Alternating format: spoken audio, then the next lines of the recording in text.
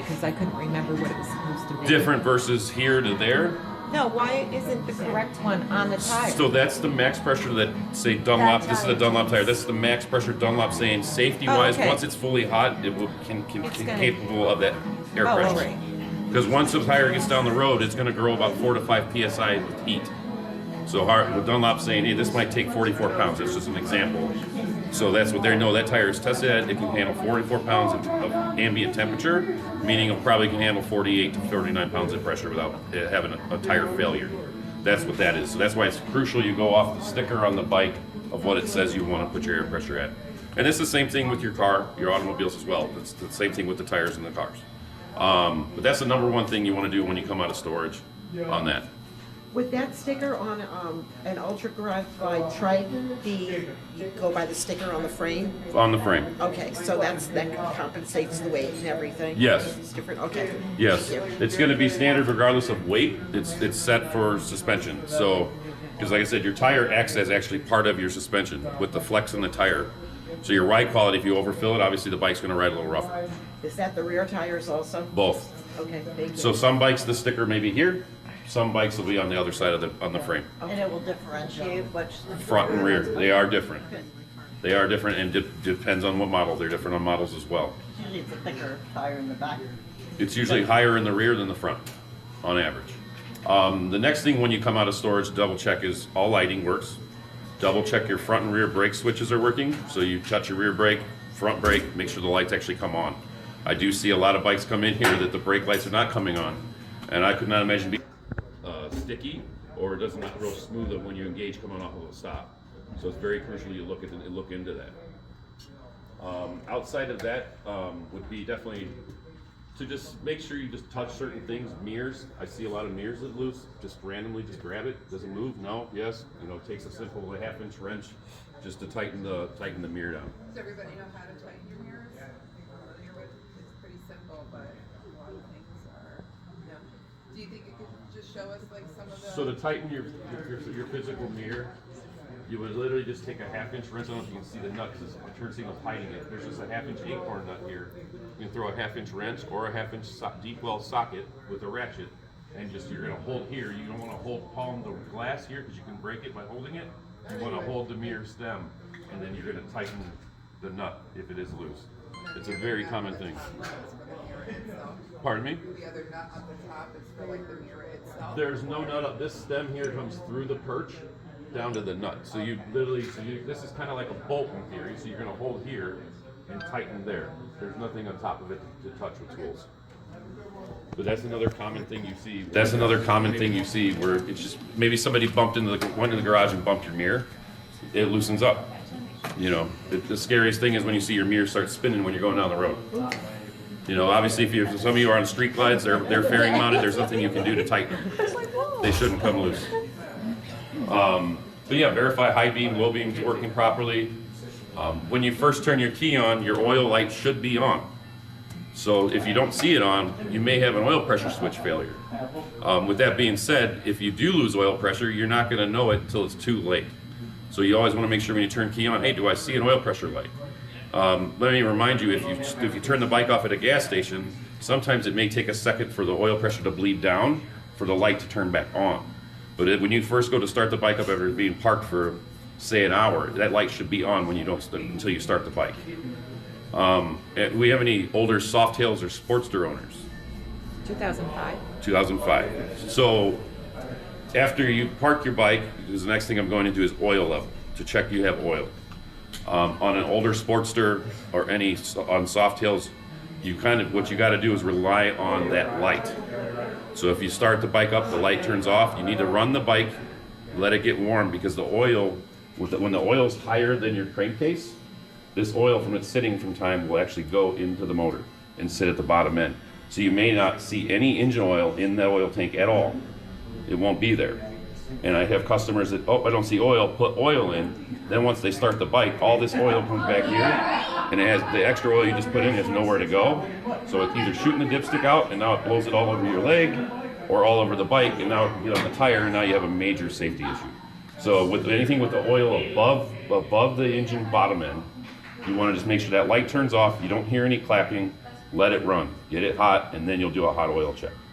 Do you usually, like a car, you would heat it up a little bit and then check the oil? Is that similar to all bikes? Or just Yes, the- it's 100% correct. Because what we see here with the dipstick, this is the dipstick on the Milwaukee 8 Softail. We'll see the oil grow about that much from cold to hot. So you don't ever want to add oil when the bike is cold.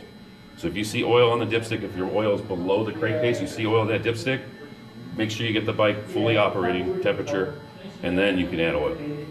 Because the worst thing for these things is to overfill them, because it will come out of the air cleaner and it makes a big mess on the motorcycle. That's standard for any motorcycle. All motorcycles, you want to make sure if you see oil, you're good. Make sure you get it hot, then you'll check your oil level full. You don't have an oil light. What kind of bike do you have? You should have an oil light.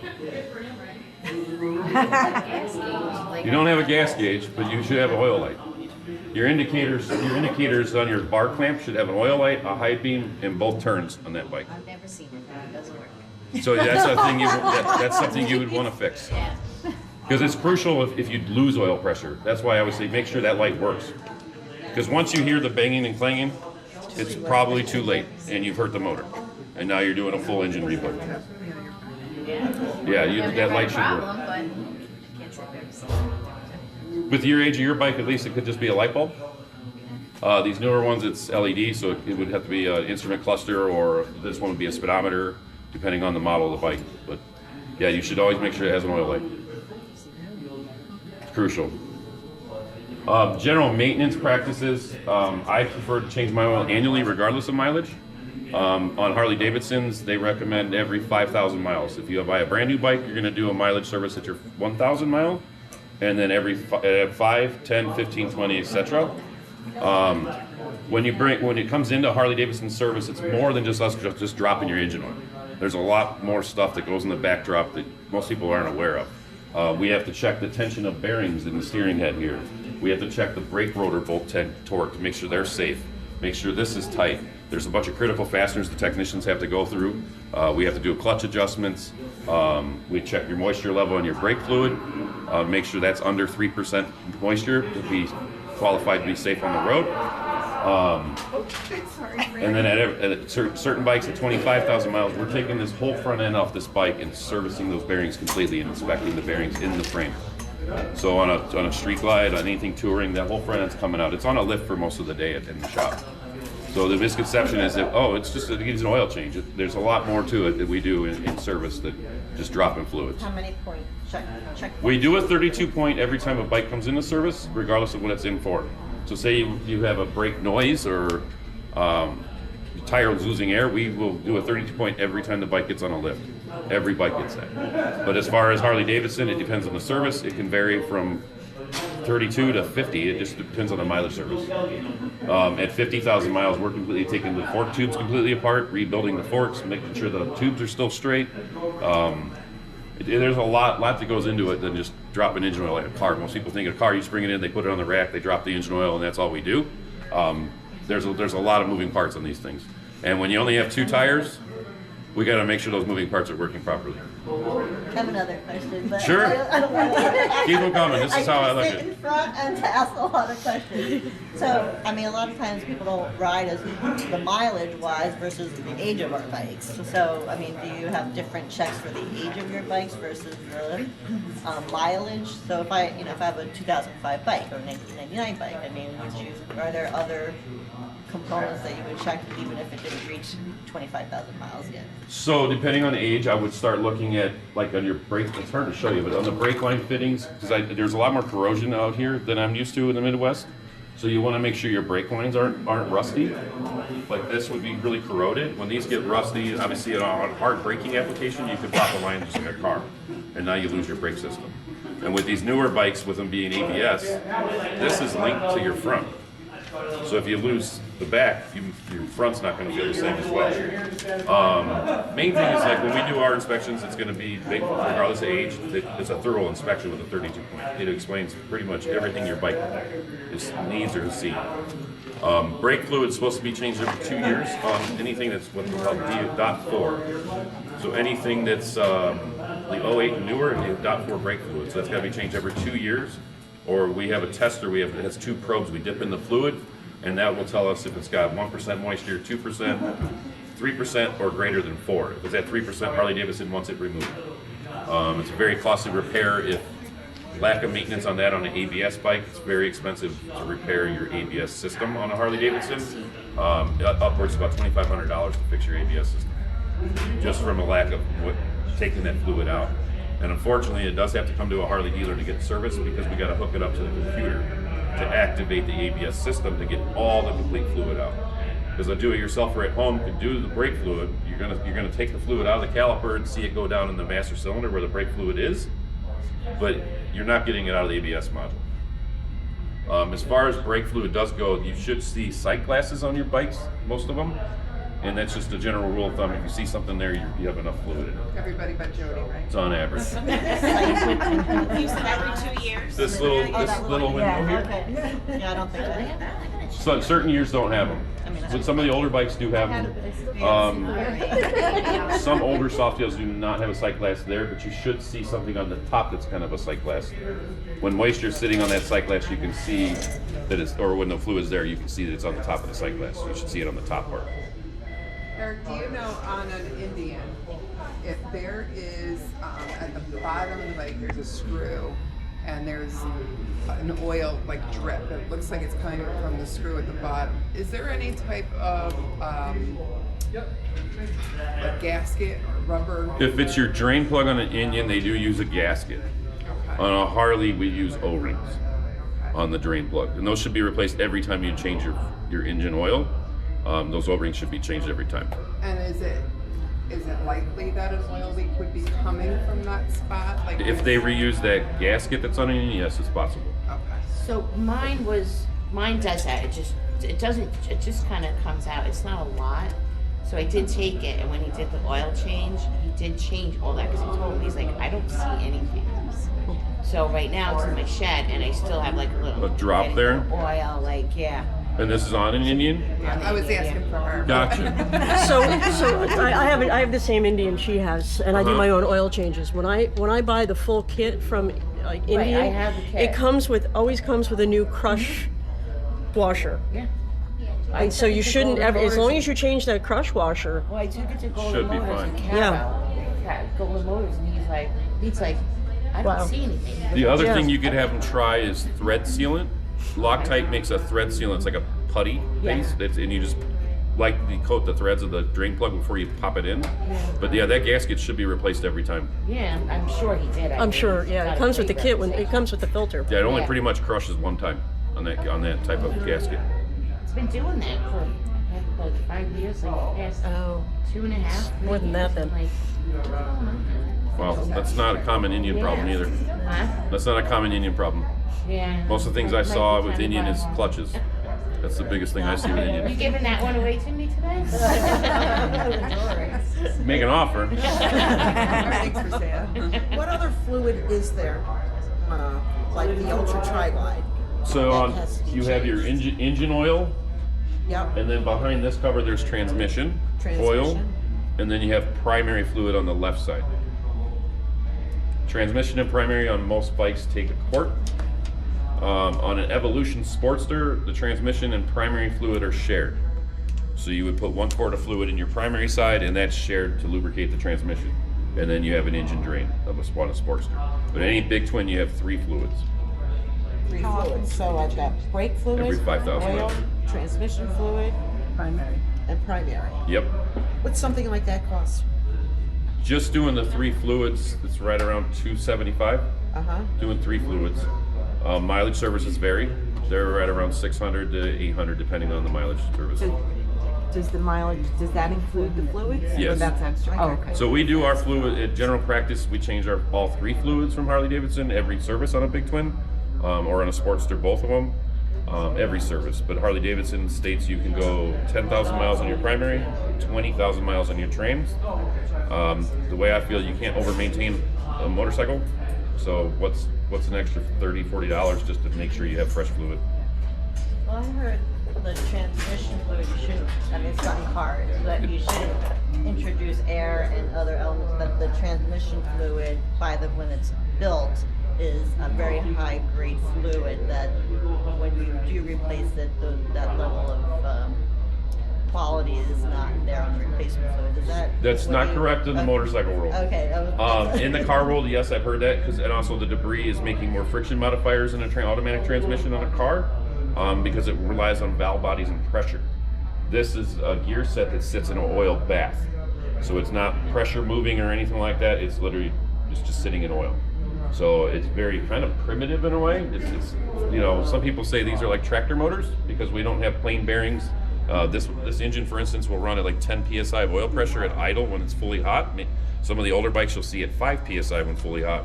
If your car was to do that, your engine would lock up because it's got a plain bearing. So our crankshafts ride on roller bearings, so it just needs splash mist of oil. It doesn't need constant force of oil to create a surface area difference between the crank and the bearing. So you do want to change this oil. I change mine every year regardless if I ride or not. It's not going to hurt anything. It's not the same as an automatic transmission. I don't honestly change my transmission fluid in my car. So I wait till it blows up and then I'll get new trans fluid. That is. That's the difference. There's theories both ways. If you look at, Google's our best friend, sometimes our enemy. You'll see both sides of the story. You're going to see the same thing with anything you look up on bikes too. But yeah, we'll do the trans fluid every 5,000 miles, even though Harley says you can go 20 on it. Harley says 20, but you'd recommend 5. We do it at every mileage service. Mileage service. Every mileage service. So your mileage service is 1,000, 5,000, 10, 15, 20, etc. So it's every 5 on a Harley. Off the top of your head, a 10,000 mile checkup and everything it needs. What's that go for I here? think it's about 675. 675. If I was to guess. Okay. I can get you real life numbers. Yeah. If you'd like a I'll quote, I get can get that that for you. before I go. Yeah. And I can quote you if you want synthetic or conventional as well on the fluids. And Antoinette and Woodstock Harley have given everybody an attendance. If you decide to have any sort of maintenance done here, that you will get a 10% discount. So. Okay. And I also have some coupons for oil change discount too as well for today. Thank you. Is that all of you? Only Anything else Harley. besides Harleys? Just Harley.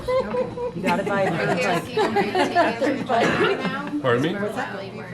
No. I will work on everything that's an evolution up all year long. If it's a shovel head or pan head, that's winter work for us. I'm very well versed in the older bikes myself. When I started working on Harley Davidsons, I was the grunt, so I got stuck with all the bikes that did not have an electric starter. I had to kickstart every motorcycle. So we worked on everything where I came from, the store I came from in Illinois. But yeah, it's evolution up. I'm not going to put a timeline like a lot of these dealerships in the East Coast are out here 10 years old. If it's over 10 years old, they won't work on it. I'm not going to do that. They wouldn't work on her bike. I've heard that. Oh. But Like I they said, I will got now? here late July, and late July is when I started working here. But I'm not scared of the old stuff. Sometimes, like if you bring it in for diagnostic stuff on the older bikes, I do have to warn you. There's going to possibly be some outsourcing of trying to find parts for the bikes. We are finding a lot of production parts from Harley Davidson, even on some of these newer bikes, are going obsolete. Harley is like some of the twin cam stuff. It's hard to find from Harley. If you want a Harley direct part now, it's really hard to find.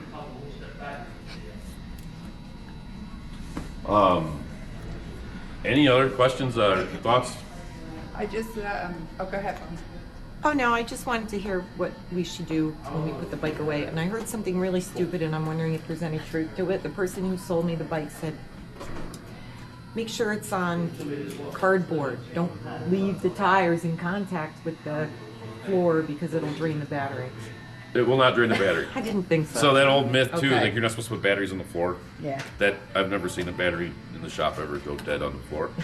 I personally, when I lived in Chicago, I parked on a plywood and then carpet in the winter. The best thing when you park your bike for the winter is do not start the bike. You're not doing the bike any favors by starting the bike. You're actually hurting it.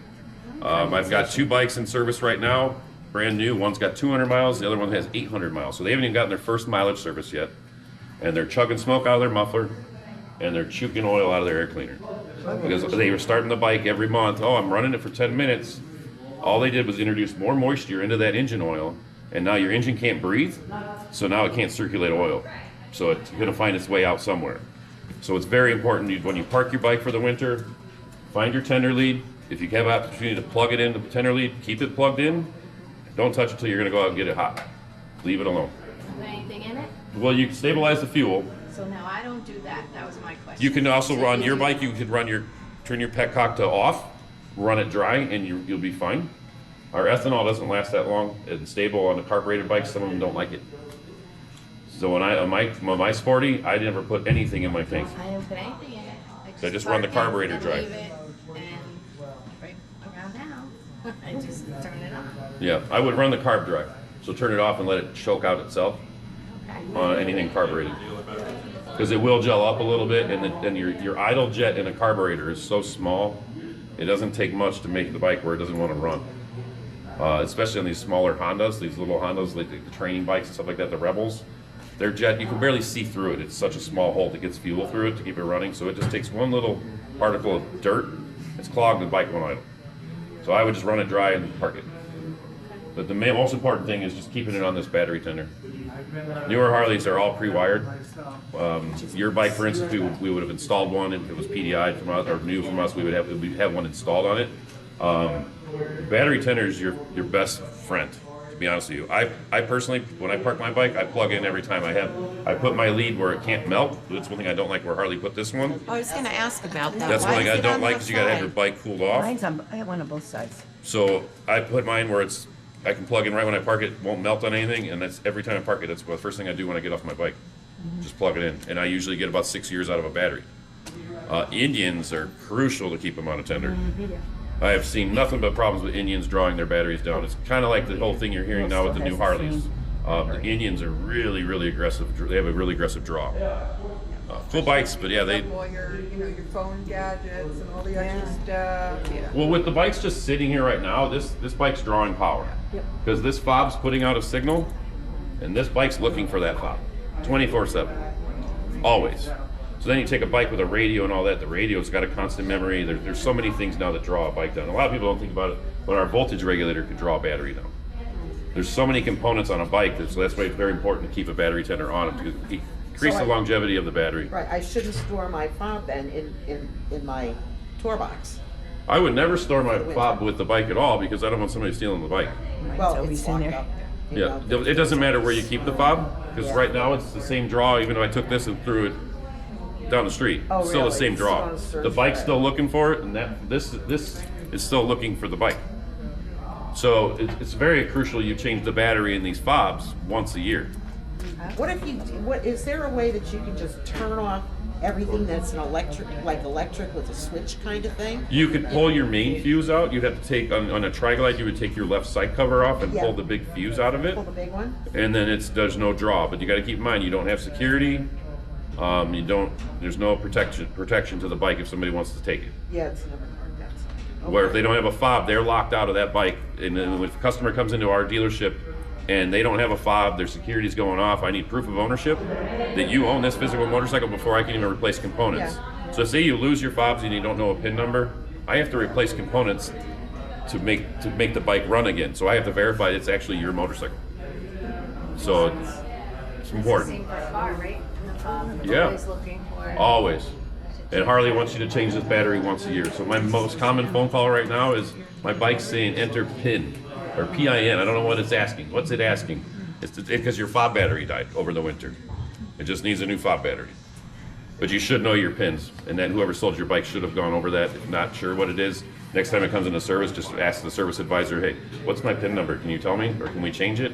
You can also do it yourself.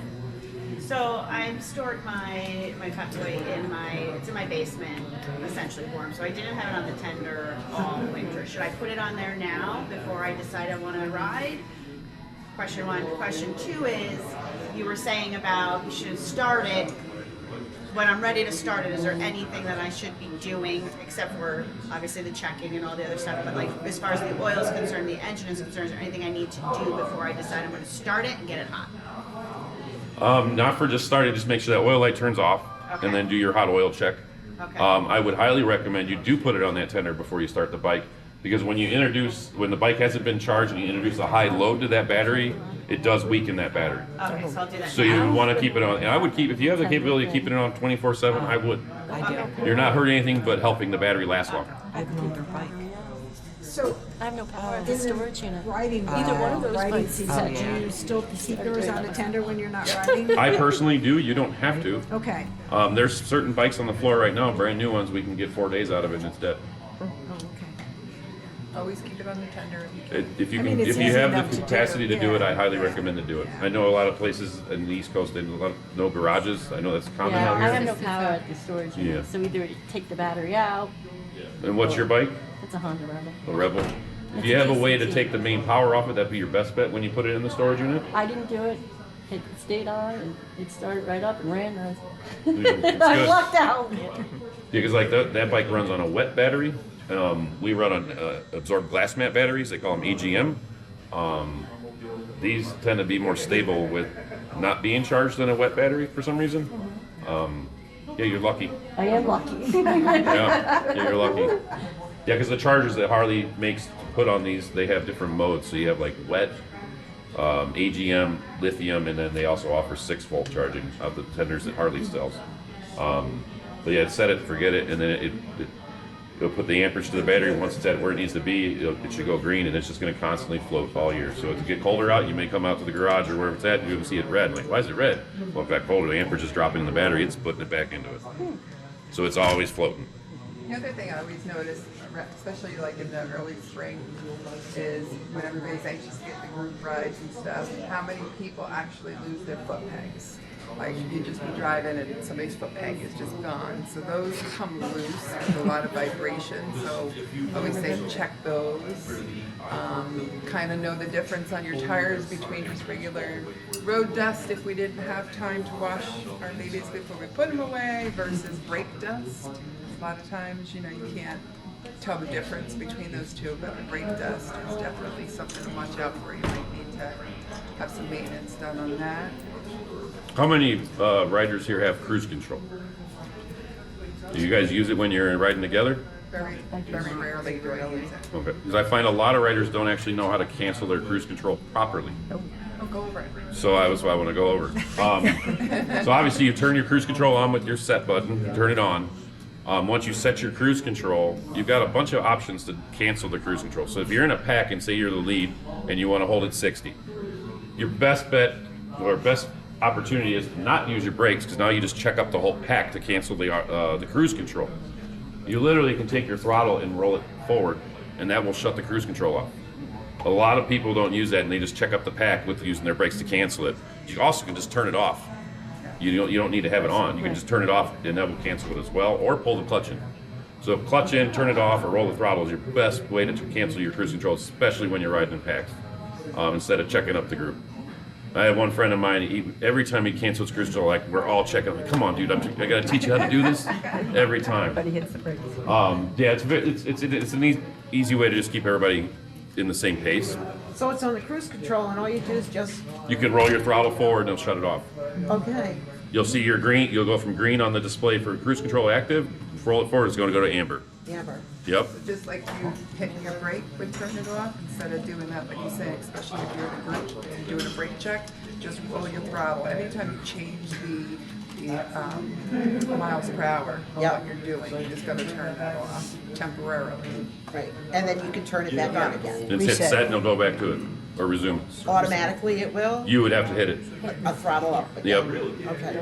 And then one button hit up or down, that's 1 mile an hour.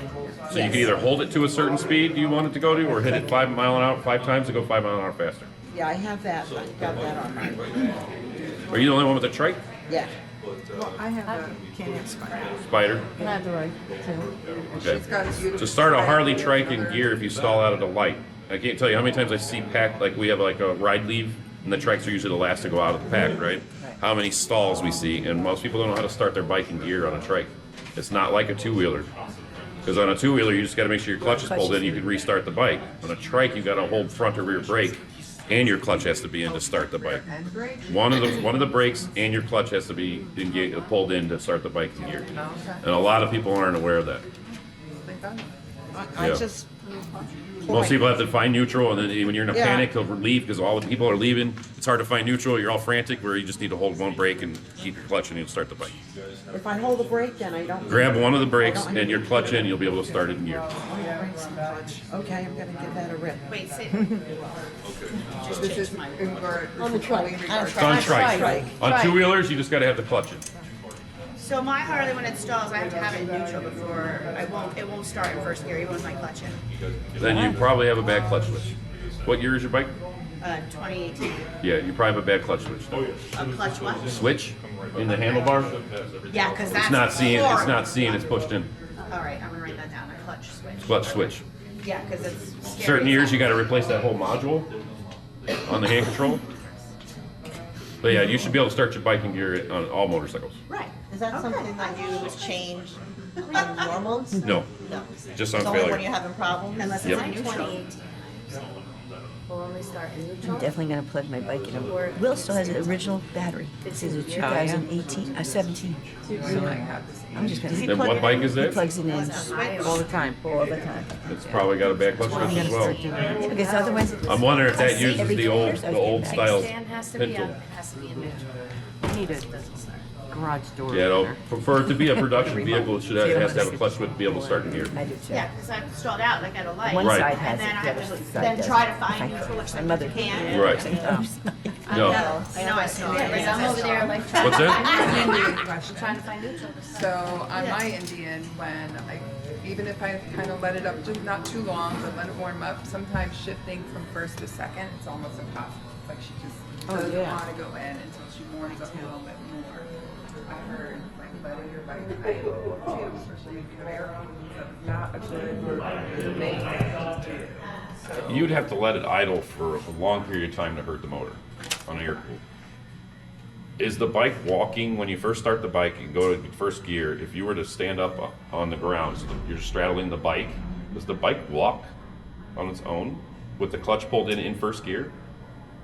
I'll have to pay more attention. I don't believe so. I mean, after I let it warm up, I get on and I leave my driveway. I'm in first and I go to, shift to second. She doesn't want to go. Doesn't want to go. And then after I, go a little bit further in first gear, then she'll pop into second, and then I have no problem. Sounds to me like a clutch issue, Clutch issue. Okay. clutch pack issue. That's why what I would do is next time you get on the bike, stand up, straddle it in gear, and see if it walks. If it walks, the clutch is dragged. So it's not freeing that load off the transmission, so you can't get it to go to second. Mine does that, but only when it's really cold. Yeah, that's what I feel like the issue is, but now I'm going to pay more attention. No, it's normal to hear a Harley clunk hard if it's been parked for a little bit. Clunk hard when you first put it in gear. Even if it's parked for a day, it's normal on a Harley to hear a clunk. And you may even feel the bike kind of do it wants to go, but it doesn't go anywhere. That's very normal. Learned a lot about Harleys today. Sorry we don't have Indians. That's okay. Don't be sorry. I learned a lot about them because the store I was at, we had import and Harley. So I got to experience doing the Harley So Indian it's stuff. good just to know to have the info is when you're going in, because sometimes there's a little bit of a bias that, we don't know what we're talking about. So it's I disagree. Well, thank you. I disagree We do fully. too, but. So you guys only do service here on just Harleys? Harleys. Oh. Yep. Between the tooling and the training, we focus on all Harley training. Our techs are pushed through a lot of training. That's great. Now, I have a question for you on the electrical system. There was something I wanted to put on my motorcycle, and and they said that I was at the peak. I can't put any more on there. I was gonna buy battery operated gear, and I wanted to just plug it into the Like heated gear? Yeah, heated gear. And the place where I was buying it said you've already got a load on there. If you put any more on, it's either gonna explode or melt up or do whatever. So can I put another fuse box, have a fuse box put in there? Well, you could hardwire the heated gear right to the battery. Yeah. Because I actually plug in, my heated gear I plug into this. Right. That's what I plug in. And I don't have a heart. What kind of accessories do you have electrical wise on the bike? She likes to blow dry her hair, A blow dryer? I'm kidding. TV or a TV. I've seen them on Hondas, but I don't have a Honda. Okay. Oh, yeah, and a TV. So the only way you could get his wife on the bike to go for a ride to do long events. Okay, so I've got an assortment of taillights, the big long ones, the taillight that goes around the back bumper, the lights underneath. I've got 3 sets, 2.5 sets. You name it, it's on there. So the only thing left for me to do is more of the LED lights under the bike because I'm not happy with where they're situated. They're too close together. I want to spread out more, and I want to be able to plug my heated gear in. But they said there's so much on the battery now that the electrical system can't take anymore. This is what I got from Cycle Gear. You know, but then when I went to my Harley shop and they put more lights on for me and everything, they said that I basically maxed out everything there. I mean, if they haven't given you a real life number of what your bike's drawing, they haven't checked it. So there's physically a test a technician can do, or myself, where I can see how much your bike's actually asking for versus what your bike's putting out. Okay. It's a 50 amp system, and if it's all LED, I have a hard time believing you've maxed that bike out. I really have a hard time believing that. Okay. Because I followed my mechanic to a different Harley shop she was at, where I bought my bike, and I was introduced to her because she does the work on all the trikes, to another place. And when I found out where she was, I went to her right away because she did all the wiring. And she even said, "You got a lot on this." I said, "Well, I got a few more things I want to put. You know, like the fairing on the bottom. I've got lights around that too." You must drive a lot at night. I do. Now, so with a newer bike, the body control module, if it has too much load, it says, "No, I'm not working." It says what? I'm not going to work. If it's seeing too much of a load, it's not going to work. It's not going to blow It turns up all your that, lights or off. The tires or the wires aren't going to No, melt because on the it? body control module is your nervous system in your body, right? So it puts out all your power. Okay. So if I overdrew this bike down with power, say lighting, it's going to turn the taillights off and shut all the lighting out because it's protecting itself. Okay. It's saying no. Will it do it right away or when she's out on the ride? It would do it right away if you had all the lights on this all simultaneously. It would shut it all So down. it would So be I a could- good test. Right. So I could get heated gear then and not worry about it as long as it's plugged into that plug. I'm pretty sure you can, because LEDs She don't has draw a cycle lot. gear. What's her bike? Well, yeah, but the Harley shop. Your bike would be like, I don't like this, and it's going to shut down. Just try it. Because I've also had that problem. Because I overlit a trike once, and what I had to end up doing was changing the taillights to LED because I put a bunch of lighting on the back of a bike and the front, and all I needed to do was take the rear taillights and make them LED, and everything was fine because the lighting would shut off. So if you're overdrawing the whole system, it's going to shut down. Okay, on now your run. the plug where I put my battery tender in, can I plug the heated gear into that plug, or do I need another plug? If you have the adapter for your heating gear, you can use this. Oh, okay. If you Yeah, have a I've got new that. Nightster or a Pan America, like this goes dead as soon as the bike starts. Oh. I guess you can't use it. It shuts the power to this off when it's once the bike's running. Okay, so I. So on those bikes, we have to put another lead on the battery itself. Well, try it. Yeah, And with all your lights on. with all my lights on. Yeah. You don't want to get stuck. Or just go direct to the battery with the battery tender lead, or the leads that come with your heated gear, and Yeah. go right Yeah, to I've the got battery battery with it. tender lead, 'cause it's always on the tender. Even when I go away for a weekend, I take the tender with me. Yeah, I've lit up a lot of trikes, and I've never had a problem. And I'm talking full body lighting, engine lighting, frame lighting, fender wells, everything, Okay? and I've never had a problem. The amperage that the charging system puts out is more than sufficient. Thank you for that information. Nope. This has been great, thank you. Welcome. You were going to show us how to check your tires. Oh right? yeah, see I'm slipping. And you're supposed to check your tire pressure when the bike is cold. Cold. Easiest tread depth gauge in the world is a penny. They don't make them anymore. You gotta keep one. Gotta keep one. So, if you were to take Lincoln's the head where his hair is, if your tread is above that, you could pass a New York inspection. You're good on tread depth. If you're below his head, so if you took, if you're gonna hold it. where his head, put his head in the tread depth, go upside down. Okay. So if the tread is above his hair, you're over 2/32 of tread depth. Head in the tread. Head in the tread. Yeah, that would be. For your car, right? Tires all hour the later. So like, what's the? This is another thing to look for on your tire. Every tire has to have a wear indicator bar. That little bar there. Hey ladies, if you want to see what he's showing, this is really kind of good. So I don't know if you want to take, there's like a knob, which I didn't know, inside your tire to show if you have certain It's a wear indicator. So that's Lincoln's show hair. wear and tear.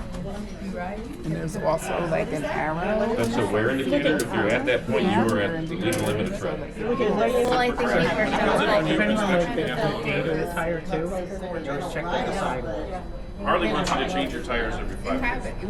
And you have a date. Harley wants you to change back every 5 The years. Rebel New York has, I mean, State the really Riker doesn't have has anything for motorcycle tires, it's called date range.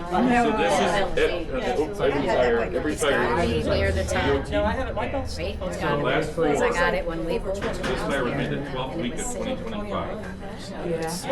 Yeah, my bike is in. Weeks. I had tires put 12th down week, last year. 2025. So, Well, I put